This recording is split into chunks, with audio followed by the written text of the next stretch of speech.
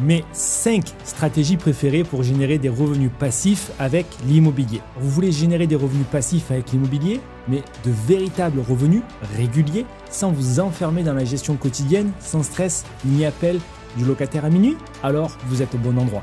Dans cette vidéo, je vais vous partager 5 stratégies testées sur le terrain pour créer des rentrées d'argent automatiques, même si vous êtes débutant et même si vous n'avez encore jamais investi. Certaines de ces stratégies demandent plus de mise en place au départ que d'autres. D'autres seront donc plus simples, mais elles ont cependant toutes un point commun.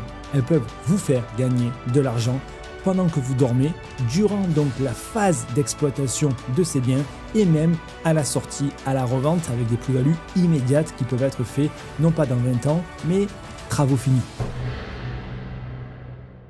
Alors pour ceux qui ne me connaissent pas, je suis Julien Malengo, investisseur immobilier depuis plus de 15 ans, marchand de biens, directeur d'une agence immobilière et d'une entreprise de rénovation tout corps d'État et même d'une entreprise générale du bâtiment. Fondateur également de l'école des investisseurs. Rassurez-vous, je ne suis pas tout seul à gérer tout ça, mais ça fait partie de notre groupe d'activités. Allez, c'est parti pour la première stratégie, la location longue durée meublée. C'est la base de la base.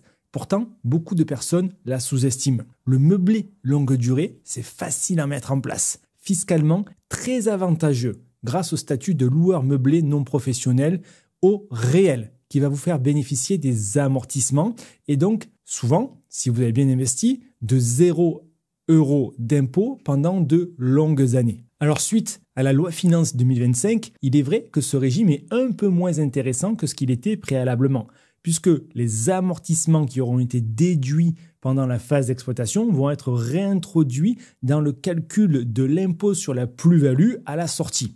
Ce qui veut dire que à la sortie, lorsque vous allez revendre, l'assiette imposable sera plus élevée. Mais c'est pas grave, ça veut juste dire que vous allez payer plus d'impôts sur la plus-value quand vous allez revendre que ce que vous ne payez préalablement sous l'ancienne loi. Ça veut quand même dire que vous gagnez de l'argent tous les mois et effectivement, vous allez payer un peu plus d'impôts que ce que vous n'en payez sur la plus-value dans l'ancien régime. C'est pas dramatique, c'est juste moins intéressant. Ce régime va toujours rester beaucoup plus rentable que celui des locations nues. Je vous donne un exemple concret. Un simple studio à Dijon, loué en nu 430 € par mois, passé en meublé, avec une belle décoration, du Wi-Fi, une machine à laver, un vrai coin bureau. On passe immédiatement à 550 € par mois, soit plus 120 € par mois pour moins de 1500 € de mobilier.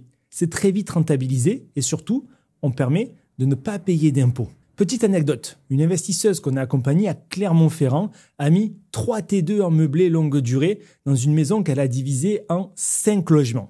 4 jours après la mise en ligne, 12 demandes, 2 candidats avec garant, 0 vacances locatives depuis 2 ans, car le marché est très tendu. Alors oui, il y a de la rotation dans certains cas, mais jamais de vacances grâce au préavis des départs d'1 mois dans ce cas. Vous touchez votre loyer tous les mois. Votre bien s'amortit comptablement, fiscalement, pas d'impôt. Le capital se rembourse et c'est relativement passif. Deuxième stratégie, la colocation. Là, il s'agit plutôt de prendre un grand appartement, souvent un T3 transformé en T4 ou un T4 transformé en T5 et on va le louer à la chambre avec des parties communes, la cuisine, les salles de bain. Résultat, il y a plusieurs loyers qui vont tomber et non plus un seul. Il y a moins de vacances. Si un locataire part, les autres restent. Et si vous êtes sur un bail commun, les autres sont même responsables de la totalité du loyer. Ce qui permet de faire exploser le cash flow. Par exemple, un T4 acheté à Rouen,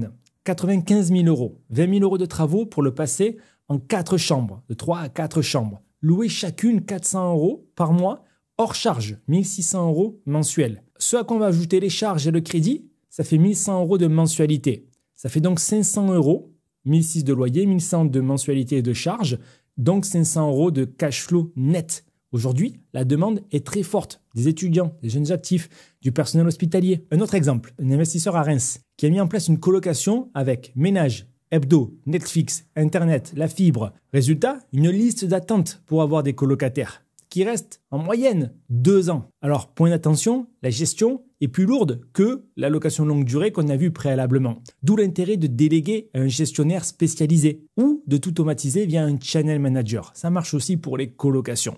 Mais une fois en place, c'est un moteur de cash flow redoutable et je le sais pour en avoir 4, chacune de 4 colocataires. Troisième stratégie, la location courte durée. La fameuse LCD. Oui, c'est plus rentable puisqu'on va louer à la nuitée sur un taux d'occupation relativement élevé. Mais oui, c'est aussi plus dynamique, plus chronophage. Sauf si vous déléguez la totalité au bon partenaire. Mais attention, cela ne peut pas s'improviser. Il va d'abord falloir maîtriser la réglementation locale. Et elle est beaucoup plus contraignante et large que dans les 2 autres modes d'exploitation qu'on a vus préalablement.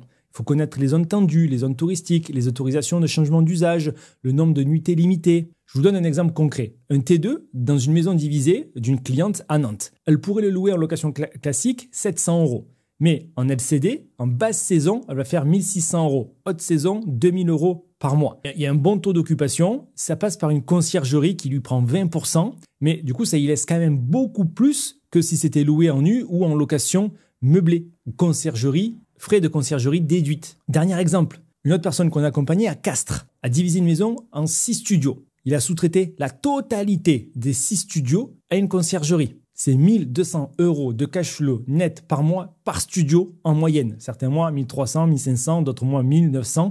Mais le tout est automatisé. Les 6 studios tournent en courte durée. Un emplacement stratégique. La gare juste à côté. Une ville assez conséquente. Une décoration irréprochable. Et la gestion est déléguée et automatisée de façon à limiter les frais et faire le meilleur service client. Alors oui, il a investi plus de temps au départ pour mettre ses 6 appartements en location courte durée, mais aujourd'hui, au total, c'est énormément de cash flow cumulé sur ces 6 appartements, puisqu'en net, il va chercher plus de 6 000 €. Quatrième stratégie, l'immeuble de rapport. Alors là, vous pouvez maximiser la rentabilité tout en centralisant la gestion avec le minimum d'efforts. Vous allez acheter un petit immeuble entier, souvent entre 2 et 6 lots, plutôt que faire tout ça pour un seul appartement. Il y a un seul vendeur, un seul passage chez le notaire, un seul banquier, un seul prêt à obtenir. Pas de problème de copropriété, vous pouvez exploiter en coloc, en courte durée. Attention à la réglementation de la ville, mais vous êtes seul maître à bord en tout cas. Vous allez faire des économies d'échelle sur les travaux, puisqu'on aura plusieurs salles de bain, plusieurs cuisines à rénover. Le seul inconvénient de cette stratégie, c'est que ce type de projets sont très rares et très recherchés par les investisseurs, parce qu'ils sont vus comme le Graal. Acheter un immeuble de rapport déjà loué, qui va représenter 80% des immeubles disponibles sur le marché, est selon moi une grave erreur. Ce qui veut dire que cette stratégie est très intéressante, mais elle est assez difficile à mettre en place de la bonne manière. C'est-à-dire en faisant des travaux, en ayant des appartements A, B, C ou D, en choisissant le mode d'exploitation et pas en faisant du rafistolage avec des locataires déjà en place et des pseudo-travaux qui vont plus vous coûter de l'argent et vous créer des problèmes à long terme. 2 exemples. Un immeuble de 4 appartements acheté 180 000 € dans une ville tiers. 40 000 € de travaux. Loyer total après travaux, 2 000 € net par mois. Mensualité, 1 000 €. Cash flow net, 600 € en location longue durée. Alors que sur les autres, c'était des stratégies dit booster, courte durée, colocation. Là, on fait plus avec des stratégies plus passives. Mais c'est plus difficile à mettre en place parce que c'est plus rare à trouver. Enfin, un autre élève à Bourges, lui a acheté un immeuble 3 lots, petit budget. Il a tout rénové avec une entreprise locale, partenaire. Résultat, aucun voisin à gérer, pas de copropriétaire, des loyers stables et surtout une valorisation de 35% en 2 ans. Alors oui, il faut bien savoir s'entourer, mais au final, il a des diagnostics nickel, tous les postes, toutes les dépenses sont maîtrisées, il crée un maximum de valeur, son patrimoine s'en ressent directement. Et surtout, n'achetez pas des immeubles avec des locataires déjà dedans, ne faites pas cette erreur parce que vous ne pourrez pas faire les travaux et vous allez avoir de mauvais DPE et cela va vous coûter plus d'argent sur le long terme, l'impôt sera beaucoup plus important également. 5e stratégie, et c'est ma préférée, c'est la division de maisons. Parce que là, on va aller chercher un bon mixte entre valorisation, rendement et mode d'exploitation. L'idée, c'est donc d'acheter de grandes maisons, souvent situées en zone pavillonnaire ou semi-urbaine, on n'est pas à la campagne comme notre immeuble de rapport. On va la diviser légalement, d'accord, pour en avoir plusieurs lots, des studios, des T2, un T3, voire un local commercial, et ainsi créer votre propre immeuble de rapport. Là, il n'y a pas de concurrence parce qu'il y a énormément de biens sur le marché et peu d'investisseurs non formés vont se lancer dans ce mode d'exploitation, dans ce type de projet-là.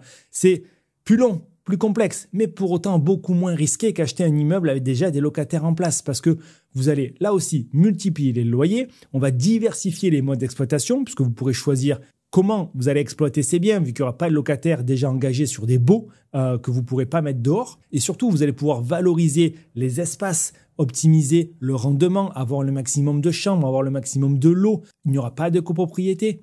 La localisation, comme on l'a dit, sera idéalement dans des villes moyennes qui coûtent cher plutôt que l'immeuble à la campagne. Donc là, on va cumuler de nombreux effets de levier qui vont contribuer à votre enrichissement. Plus de déficit, donc moins d'impôts. On va aller chercher de longs différés bancaires grâce aux travaux. Et le banquier, il ne sait pas exactement pour combien de mois vous en aurez. Alors que par exemple, si vous travaillez avec des bons partenaires comme les nôtres, vous aurez un planning et des pénalités de retard. D'accord ? Donc, vous vous enrichissez sur le déficit, sur le différé, sur l'inflation, parce qu'on est dans des bons secteurs, sur la création de valeur, parce que du coup, vous créez votre immeuble de rapport. On gagne sur de nombreux tableaux. Un exemple, 130 mètres carrés de maison divisée, acheter 110 000 euros, transformé en 3 studios pour 1 350 euros de loyer en location longue durée. Charge et crédit, 800 euros. D'accord ? Donc, cash flow net en location longue durée, 300 euros. Mais 60 000 euros de plus-value. Et lui, le client, il va mettre 1 ou 2 appartements en courte durée, sachant que chaque appartement en courte durée va générer 500 euros de cash flow net. Donc, on en met 2, plus les 300, 1300 euros de cash flow net.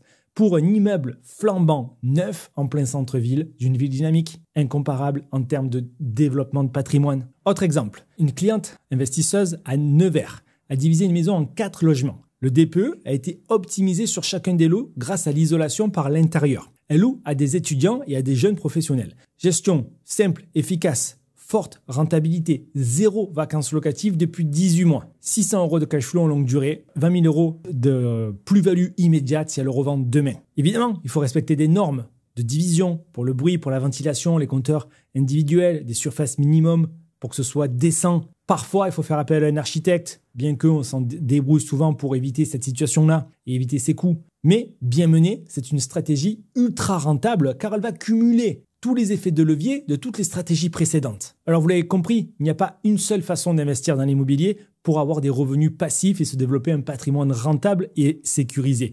Il y a plusieurs stratégies, certaines sont plus simples que d'autres, d'autres sont plus rapides à mettre en place que d'autres, mais il y en a certainement une adaptée à votre situation. Vous pouvez démarrer avec une stratégie accessible, puis évoluer au fur et à mesure en gagnant en expérience, ou alors vous faire accompagner pour partir directement sur des stratégies à plus haute rentabilité, ce qui protégera votre taux d'endettement. Pour résumer, meubler longue durée, c'est simple, facile à mettre en place grâce à la location meublée non professionnelle.